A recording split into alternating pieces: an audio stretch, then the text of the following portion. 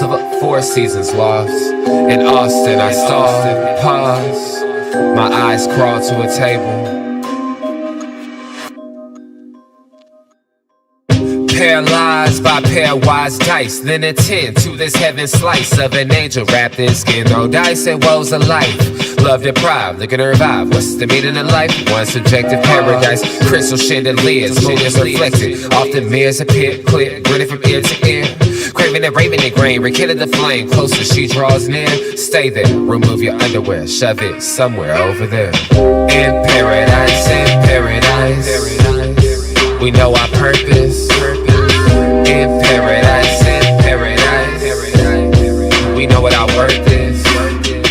In paradise, we manifest dreams. In paradise, truth is what you conceive.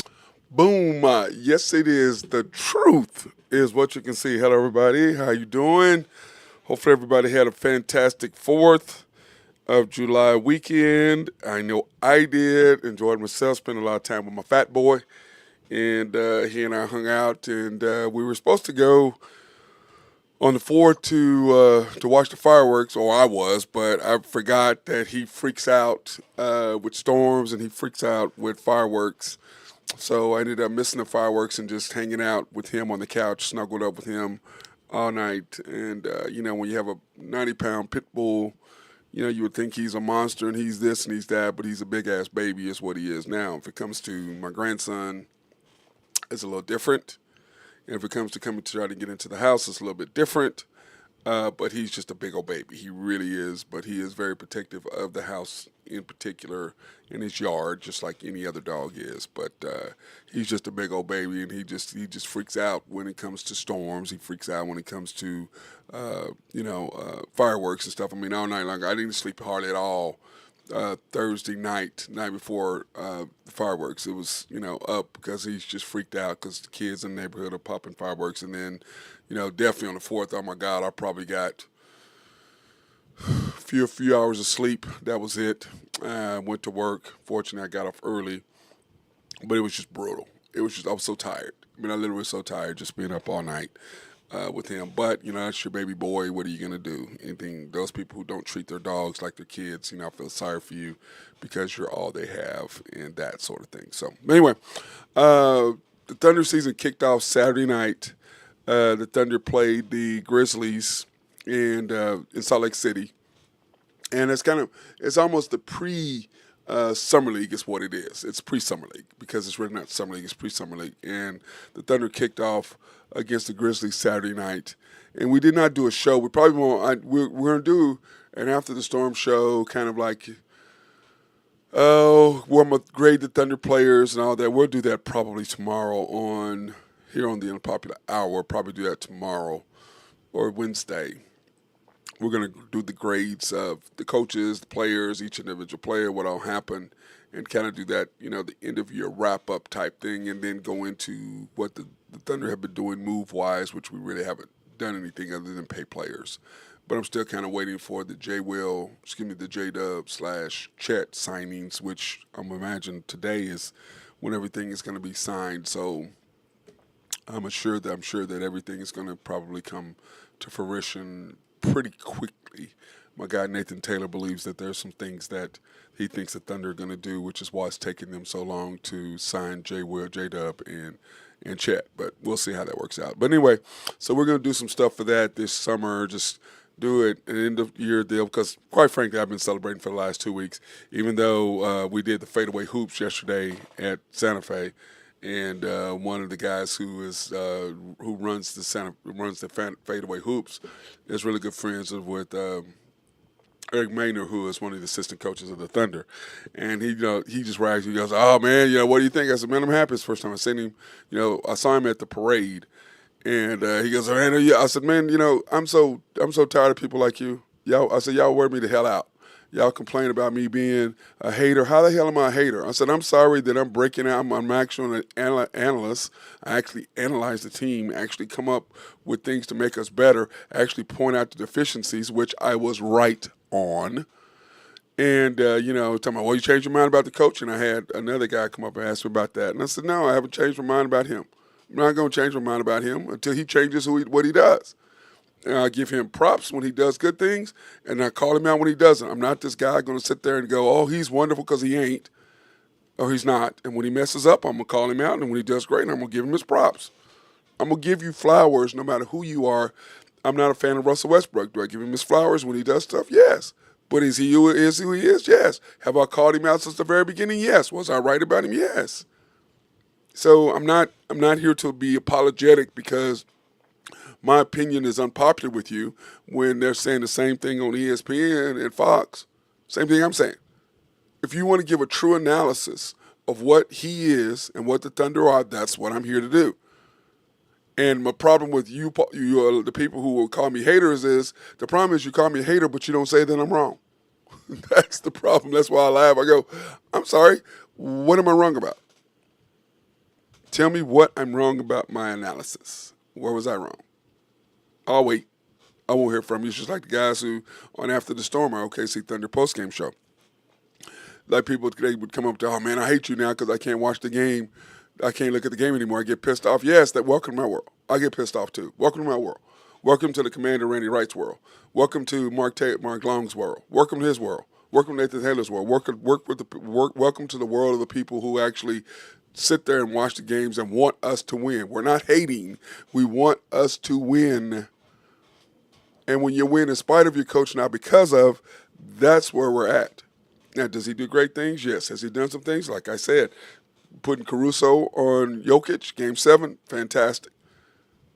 Putting K-Rich on Randall in Minnesota series, fantastic. Playing Kaysen when he was getting torched, no. Playing Isaiah Joe, kept trying to play Isaiah Joe when he's clearly not playable against Indiana. They're attacking him. When a team is attacking your lineup or a person in your lineup, you can't play them. If they're not giving you anything offensively, you can't play them because they're going to give you're putting your team at a deficiency because of that. Now, is our coach all about development, about learning, and about all this? Yes, he is. I'm about that too, but I'm also about winning. I want to effing win. When I was coaching, we had our summer league or our league play. In league play, we had 10 players, 12 players. Everybody played. Same amount of minutes. Everybody played. When we went to tournaments, I only took our top 8 or 9, and I would tell the other parents, if your kids want to come, that's cool, but they may or may not play. You're paying the same amount as the kids are paying, but don't bring your kid if you think your kid's going to be guaranteed a spot because you're playing. Don't do it. Because this is not about playing time. This is about winning. This is what this is about. So to me, the playoffs are about winning. During the season is about getting better. So that's how I look at it, and that's how I've always attacked it, and that's how I look at that. So now the Thunder played Saturday night, like I said, against the Grizzlies. And we had talked about this before, that the big thing that I was looking for was Topic. I wanted to see what Topic, my bad, not Topic, but Topic. I wanted to watch him play. Now, I wasn't going to be too critical on him because he hadn't played in over a year. He's coming back from an ACL injury. And on top of that, I wasn't really worried about it so much because fortunately for him, he's now on a team that he doesn't have to do anything. He just has to be a part of. And then also, the beautiful thing about him sitting out a year, just like Chet's first year.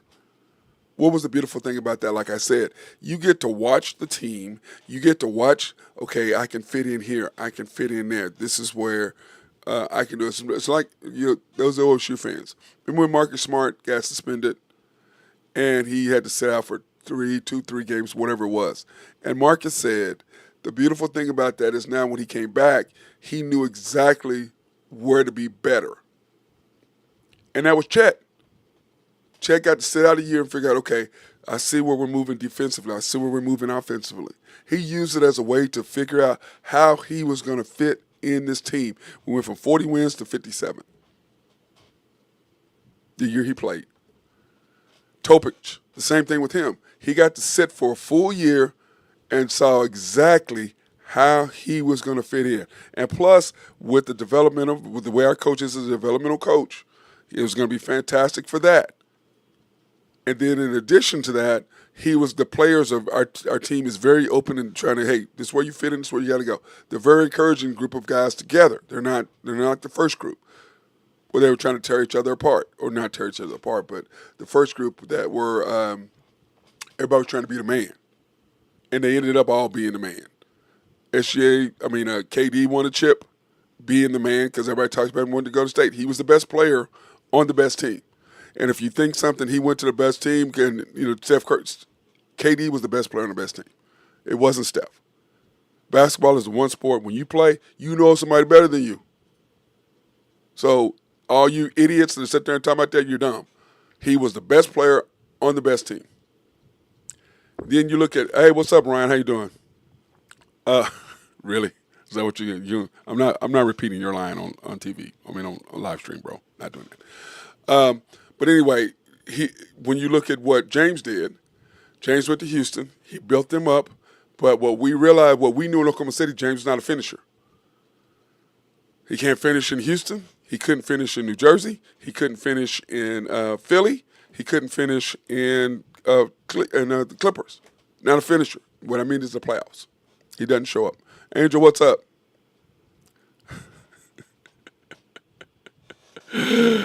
I can't help it, man. That's my guy. Thank you. Angel, you and Ryan, y'all already making my day, man. I hope y'all had a happy 4th, by the way. And then you got Russell, and he hadn't done anything either. He didn't do anything in Oklahoma City, didn't do anything in Houston, didn't do anything in Washington, didn't do anything in Lakers, and didn't do anything with the Clippers, didn't do anything with Denver. That's who he is. He's a 100% all gas, no brakes. So that's what happened with that. And now you got this team, and they all understand, SGA's the dude, we all fit in.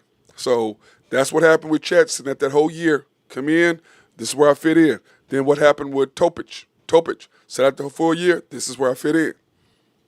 So I was excited about him playing just to see what kind of game he had, just to see what he was all about. Did he have the handles? Was he a better Josh? What was he? And I think he's a smaller Josh, but more skilled than Josh, if that's possible. Josh was very good at passing, very good at taking people to the basket. His handles were a little suspect, but he was pretty good at what he did. But he wasn't defensively his liability. Now the question is with Topic, I don't know what he's going to be defensively because this is summer league.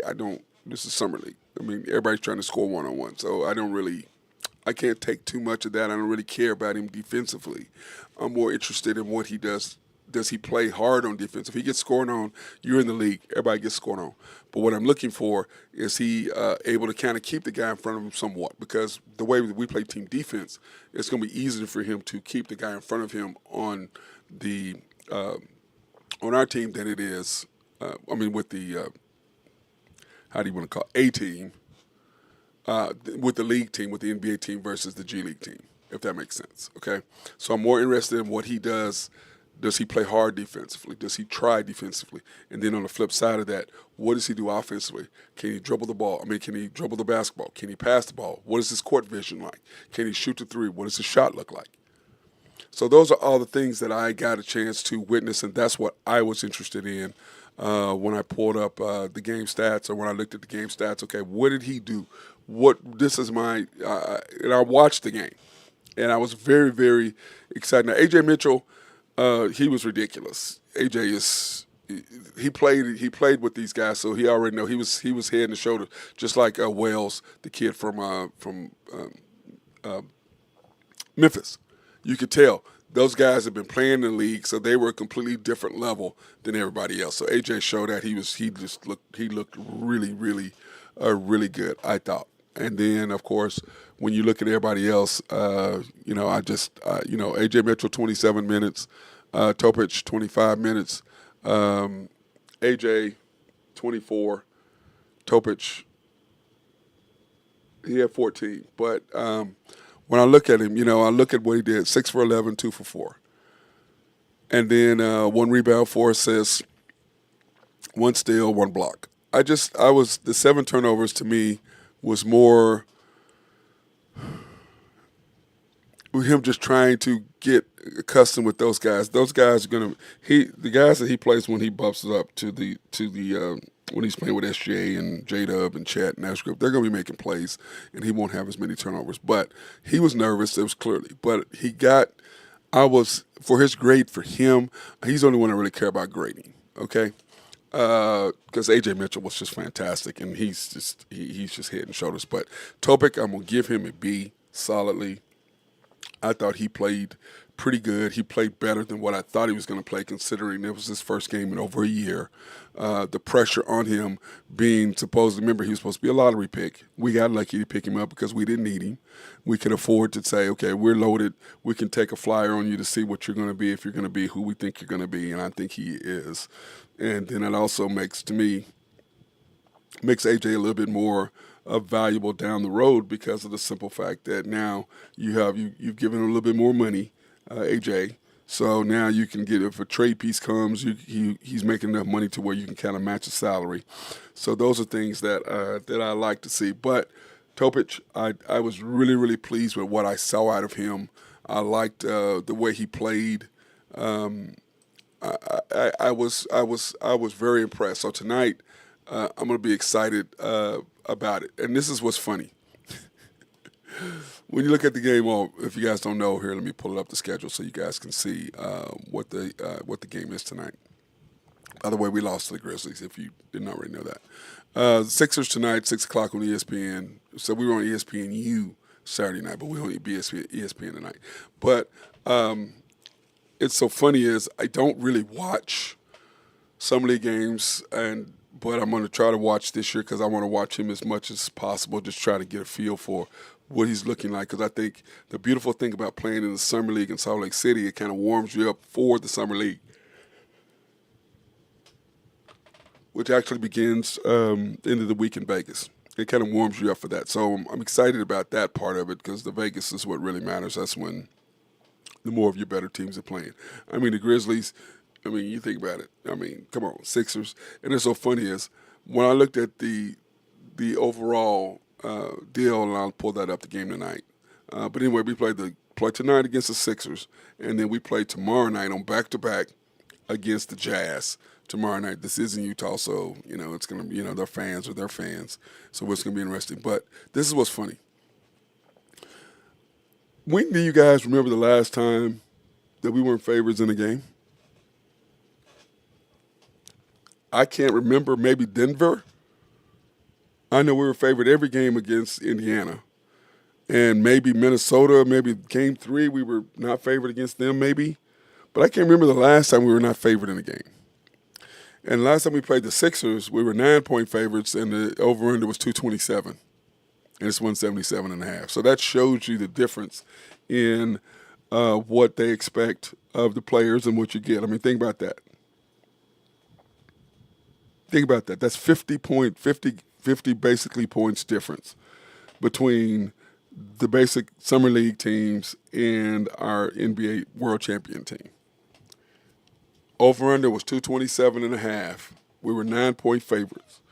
And now we're dogs plus 5.5 and 177. Isn't that funny when you look at stuff like that? I know it's kind of weird. It's kind of corny, but I think it's just funny that you go during the season, you're 9-point favorites, 227 to plus 5.5, and it's 177.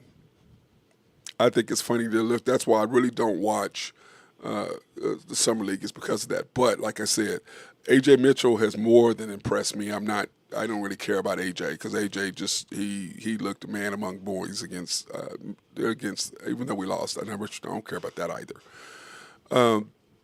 But I'm more interested in Topic, just watching how he develops from game 1, because each game he'll be more and more comfortable with playing. And I want to see him against the better players, But I thought he did. I thought he played pretty good. Like I said, I liked what he had to offer. I liked what he was doing.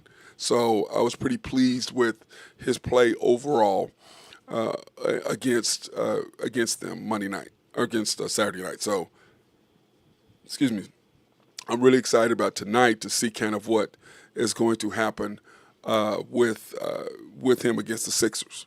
So it's going to be fun to watch that, especially they've got some players, and so I'm interested to see how he does against them. Plus, it's his second game. What is he going to look like? What's his handles going to look like? What's he going to look like passing the ball?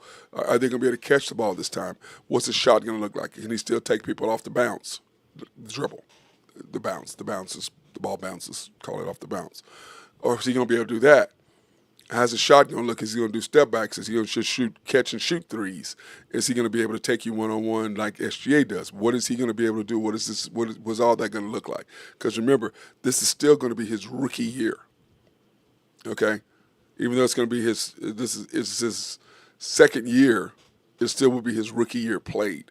Just like Chet. Remember, it was Chet's second year, but it was his rookie year overall playing because he missed the whole first year. So he's going to have some growing pains. But the beautiful thing about Topic is the fact that now you're coming into a team that's defending NBA champions. So all you have to do is fit in. You're not like you were a lottery pick. If you're a lottery pick, you come in and change the franchise. You ain't got to do none of that. You don't have to do any of those things. All you have to do is come in, figure out where you've had a whole year to sit on the sidelines. Where do I fit in best? Who do I fit in with? And I can promise you he's probably been playing with these guys and doing some scrimmaging. They'll be back in the gym scrimmaging and doing stuff probably in the next, if not already, for sure next week, because you don't take more than a couple of weeks off. In basketball, you can't take a bunch of time off. You can take a couple of weeks off, let your body heal, and then you got to get right back into the lab. You got to get back into the lab.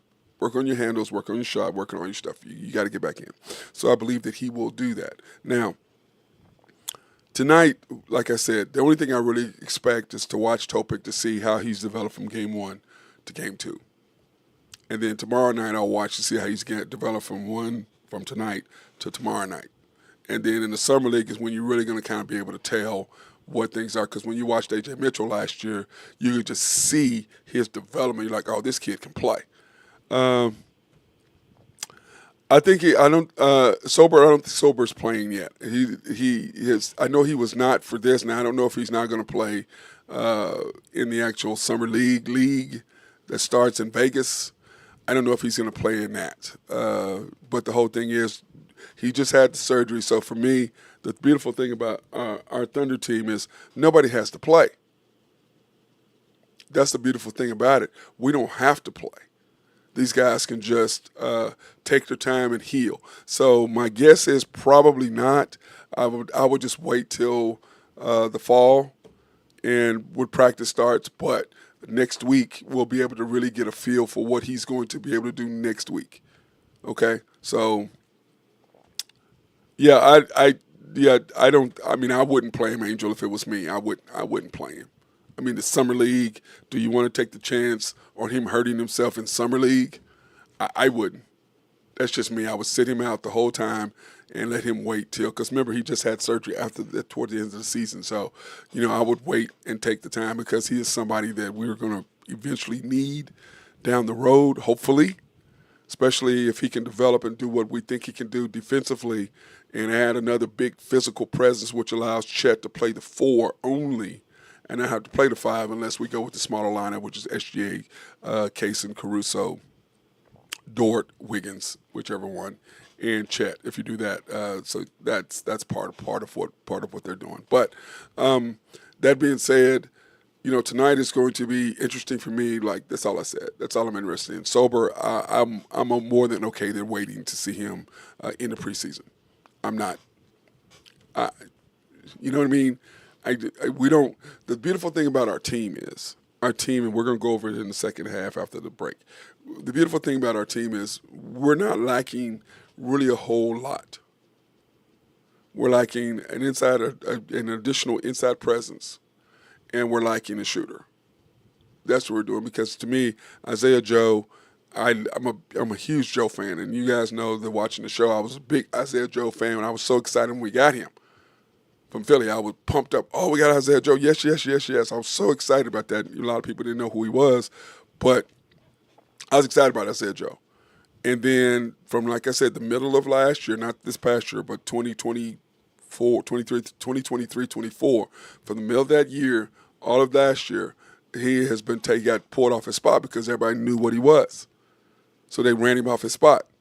and then defensively they attacked him in the playoffs. So those things to me just really separated me loving him and wanting him to play more than hey John, what's going on? Topic has a little rush to knock off. Bernharzer look good. Mitchell outshined everyone. Yes, that's what I said. Barnheiser, I'm still, like I said, he's okay to me. I wasn't really gonna grade him, and I was gonna wait, John, to tell you until the Vegas before I really looked at him. I was really interested to see what Mitchell looked like and what Topic looked like, but really about Topic. And then Mitchell just was like a man among boys. I mean, I don't see why he even needs to play no more other than just to keep him in the rhythm of playing, especially if you're looking at possibly trading him. There's a good chance to get him a good view in the summer league. But Barnheiser, okay. I mean, I'm still on the fence with him, but I'm more interested in Topic and seeing what he does. That's what I'm more interested in, John, is to see what he does. That's where I'm at. So let's take this opportunity to thank our sponsors, SRB. If you have needs for engineering, surveying, or planning, hit my guys up over there. They'd love to take care of you, especially if you have a water treatment plant in your city or county. These are the dudes to hit up. They will make sure you have clean drinking water. Oak Grove Trucking, if you have needs for dirt, rock, or sand to be moved, hit my guy up over there at Jose Fierro. By the way, he and I are both pissed off because the USA soccer team, men's team, lost in the Gold Cup final yesterday against Mexico 2-1.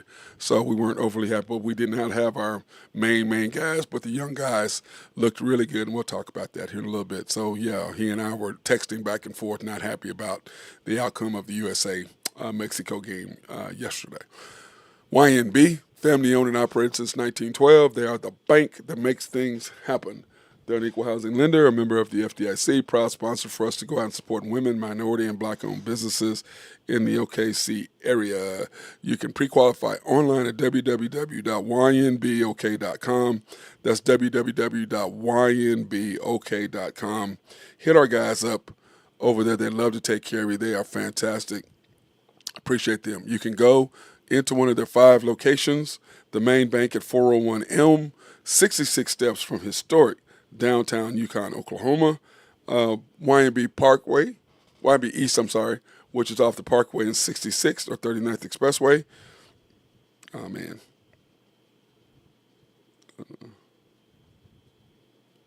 I just messed something up. I'm sorry. YNB Mustang, 218 North Mustang Road, YNB Parkway, which is off Garth Brooks and I-40. Man, YNB...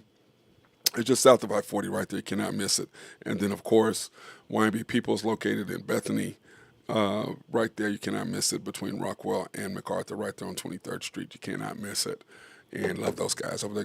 Go check them out. And then, of course, the House of Creed. We were supposed to be there last week, so we'll be there this Thursday. We were going to be there last week, but it rained like a mother, and I do not take my equipment out in the rain. So just swing by. We'll let you know. Come on by. See us there at Penn Square Mall. They're in the Dillard's location in the men's department. Come on by, swing by, holler at us. As they always say, Matt, remember, pick the best for your best. And I do, and I will. I need to go pick up some perfume, by the way, when I go see these guys. So I'll be there Thursday at the House of Creed at Penn Square Mall.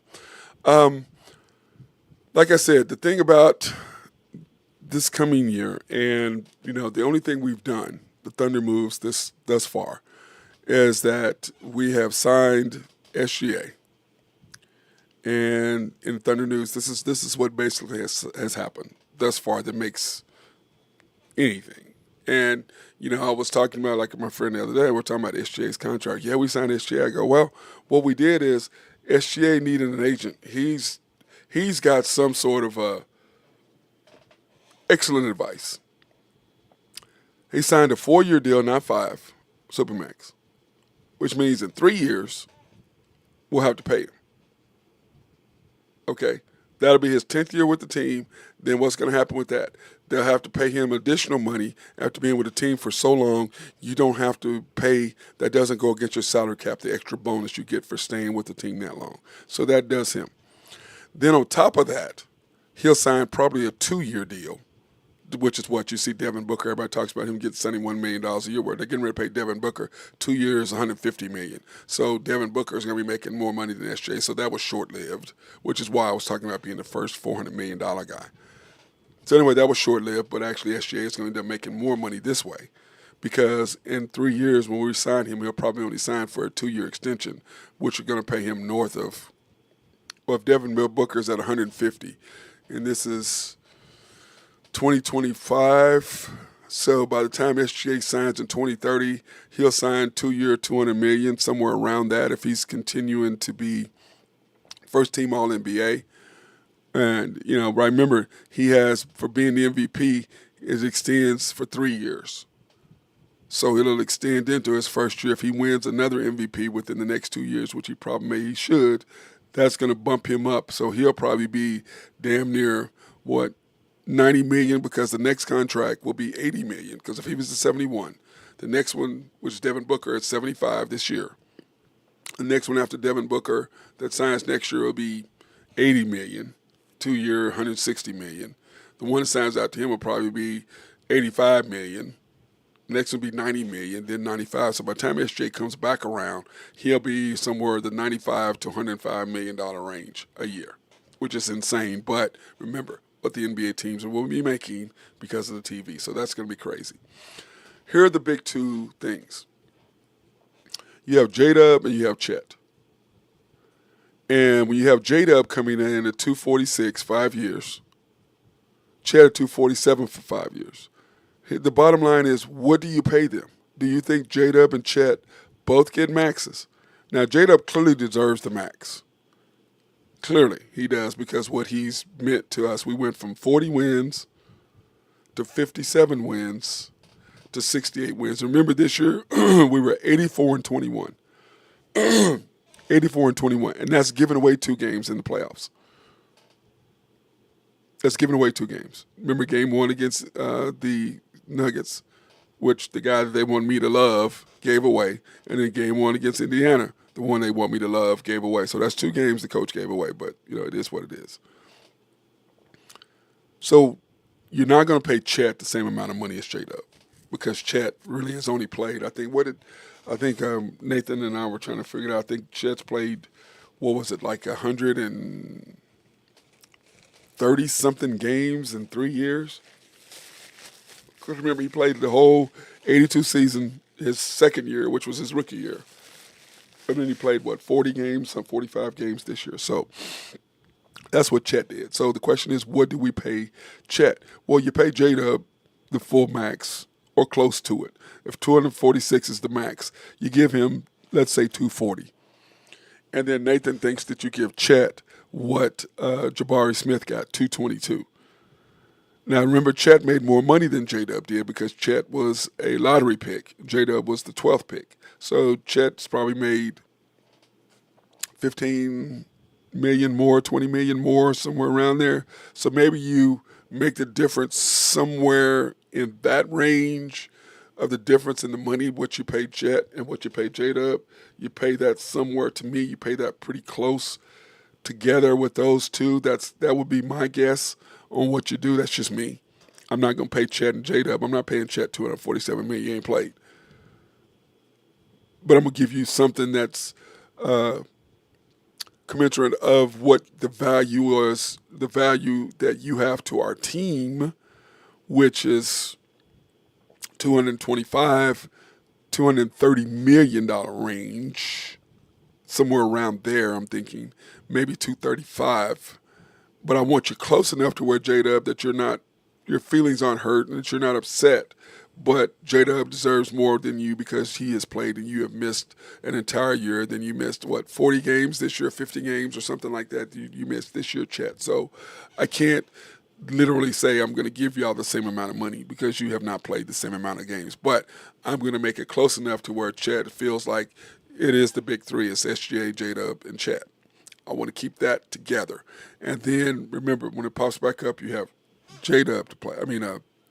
You have Dort to play. And here are our salaries. Let me pull this up for you guys so you can kind of see where I'm at and what I'm talking about. This kind of gives you a good feel for where we are, okay? and where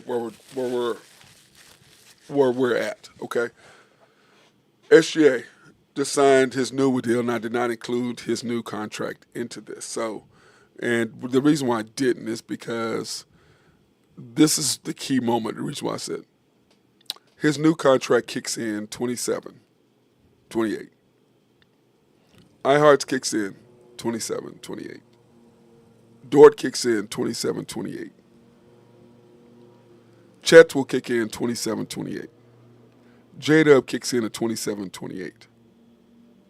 So what I'm basically saying is, in the year 27, 28, that's when you have to make decisions because of what you'll be paying SGA, which is $71 million.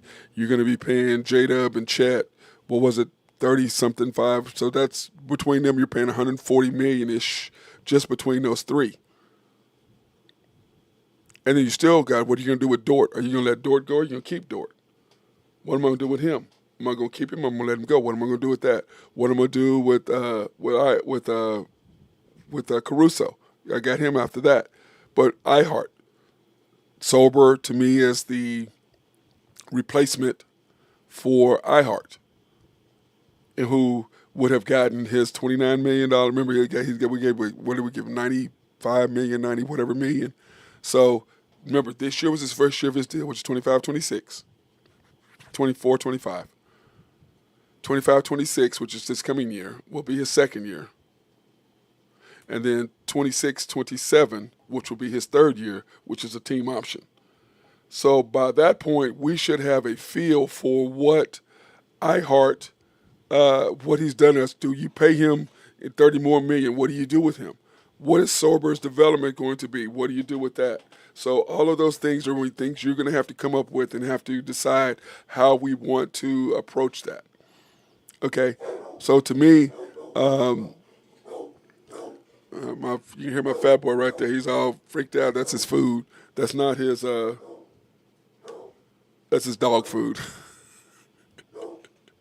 He has a different voice when his bark box comes. He doesn't have that bark when his bark box comes. But anyway, that's where you see.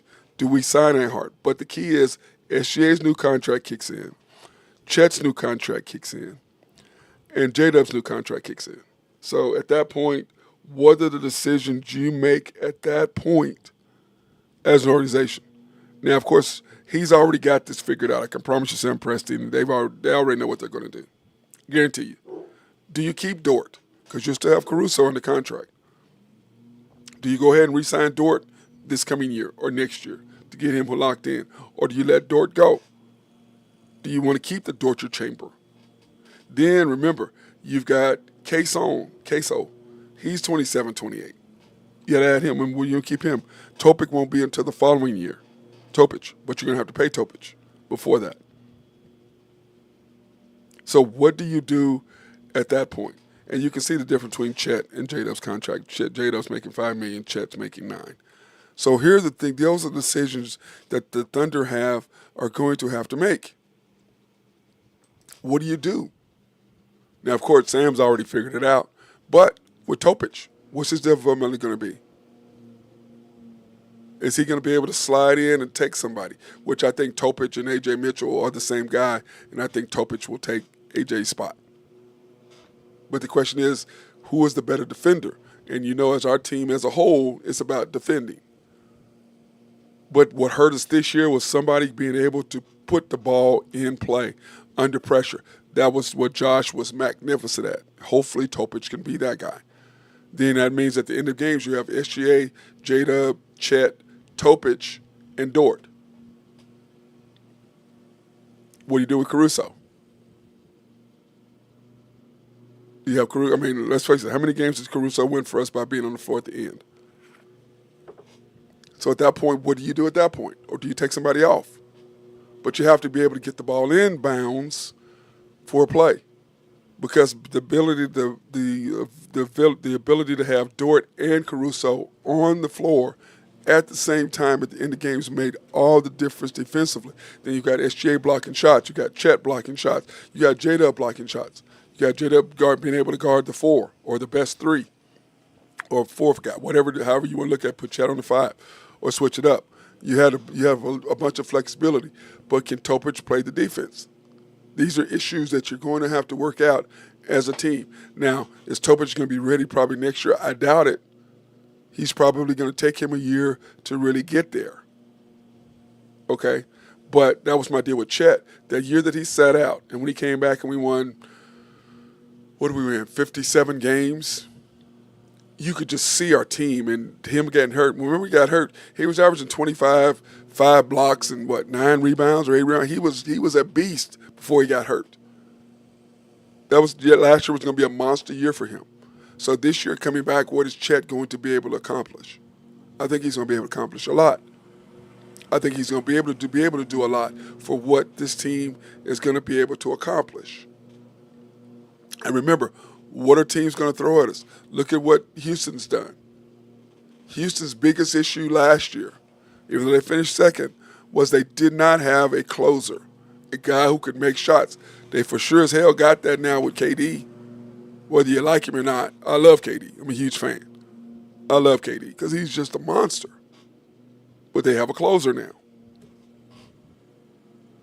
What are you going to do when you look at, excuse me, you have a closer in KD. Now you got Dorian Finney-Smith, somebody who can replace the knucklehead that you lost, Dylan Brooks. You got somebody to replace him.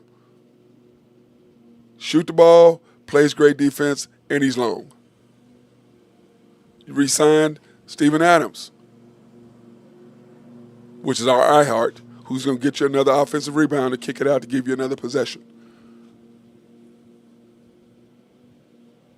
And then Clint Capella, basically, he's going to block shots. He's a defender, and he can shoot. He can get lobs. Now, how much of the lobs he's going to get, but he can offensive rebound, and he can for sure, damn sure, he can block shots. So he's a rim protector. So that's all they did. They shored up their defense in the paint because this is what people fail to realize. You got to look at what Dallas did.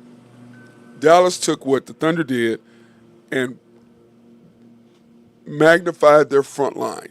And our front line is, our front court, which is Queso, Caruso, and Dort. Dallas did the same thing with the three that they have. Then what did they do? They matched our inside presence with Gafford and AD, which AD is Chet. Now, AD is a much better player than Chet. AD is probably close to being a Hall of Famer, if not going to be. He's right there. And then you got Chet for that. And Gafford and iHeart to go against each other. And then you've got what? The beast. SGA versus their beast, Kyrie.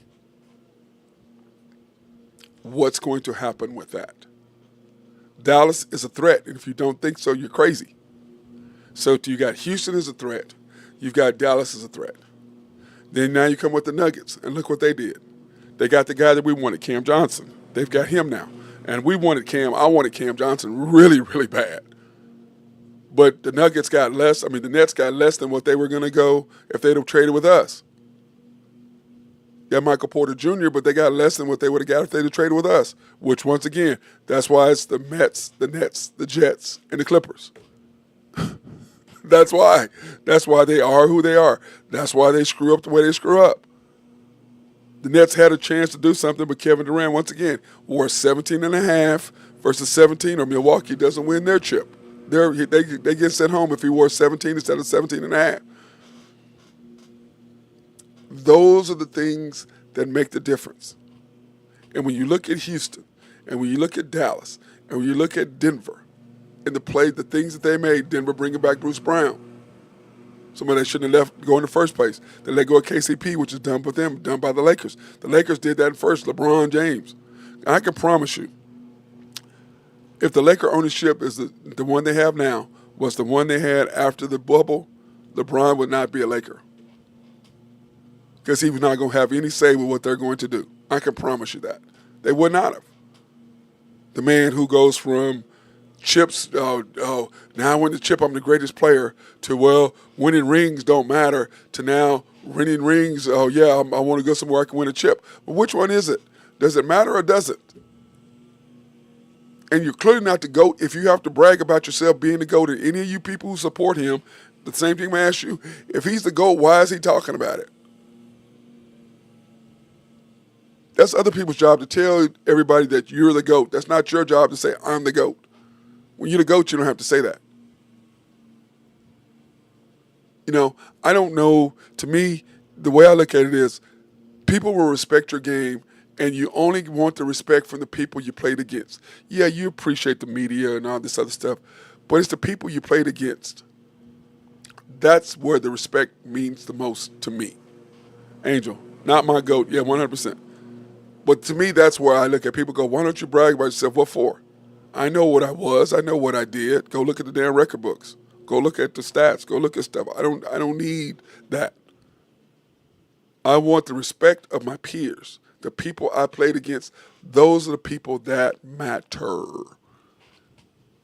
Those are the people that make a difference. And our new podcast that we're going to be doing, Kawhi is my GOAT.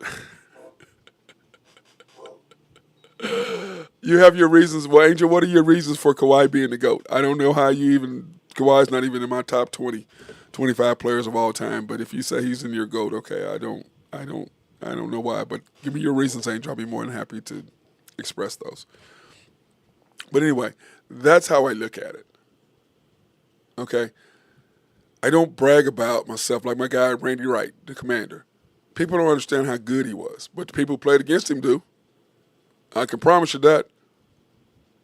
Go ask the guys he played against. Because, my new podcast, a new thing that we're going to be doing, which we'll be broadcasting that. We're trying to get everything finalized, and then we'll have that within the next week finalized. It's going to put an end to all this Hall of Fame, all this nonsense, and especially in Oklahoma, this is what we're going to be focused on. We're going to put an end to all this nonsense, people getting in the Hall of Fame or whatever. We're going to put an end to all that sport, all that nonsense. We're going to do a Hall of Fame based on what players say. Now, the media is going to have a little bit. We're going to have some media on and stuff like that. But we're going to be going with players. And I'm going to put up a name. And I'm going to say, Hall of Famer, yes or no? Because you should get in the Hall of Fame not because of who your family is. You should get put in the Hall of Fame because of what you did in Oklahoma. What did you do? Were you the best player on your high school team? Were you the best player on your college team? Were you the best player in the state? Were you number one in the Hall of Fame? If you're that guy, you deserve to be in the Hall of Fame. If you're not, you should not be in the Hall of Fame. If you weren't the best, how are you in the Hall of Fame? If you weren't the best player on your team, how is the best player on your team not in the Hall of Fame? We're going to end all that nonsense, all this stuff. That's gone. We're doing all that. We're going to put up the Hall of Fame of people who are actually Hall of Famers: baseball, basketball, football, wrestling, and soccer. I don't know if we can really do one. We don't have enough for soccer, but we're going to do women and men's. We're going to do the best players. And we're going to talk about it. Who's your guy? And we're going to give up names. Yes or no? Hall of Fame.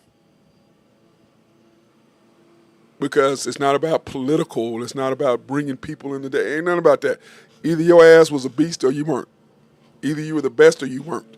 So we're going to go over all of that, and we're going to do our own based on what players say, number one, based on what coaches say, number two, and based on the people we're going to have in the media, number three. They're going to be last. And the reason why players are first is because players are the guys they played against.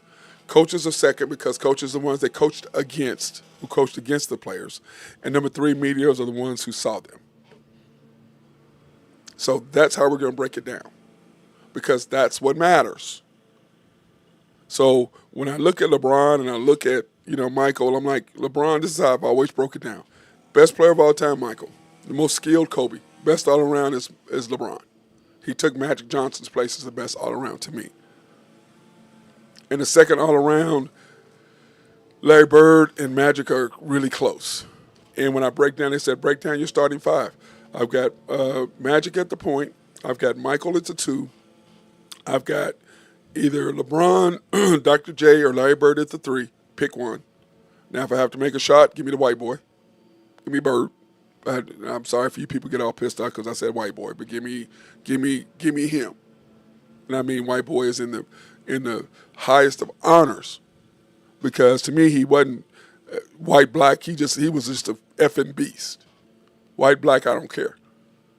But that was our nickname for him. And then at the four is Tim Duncan, KG, Kevin Garnett, and the guy I hated, I can't even think of his name, my mind just went blank, Kevin McHale. Those are my fours. And my fives is the big fella Kareem, and then Wilt, and then Hakeem Olajuwon. But in today's game, I think it would have to be Kareem and then Hakeem. And people say, why do you put Shaq? I said, if Shaq had did what Shaq did for a longer period of time, instead of wanting to be a rapper, instead of wanting to be an actor and all this other stuff, then for sure I'd probably have Shaq number one because he was the most dominant, but he just didn't do it long enough. That's how I look at it.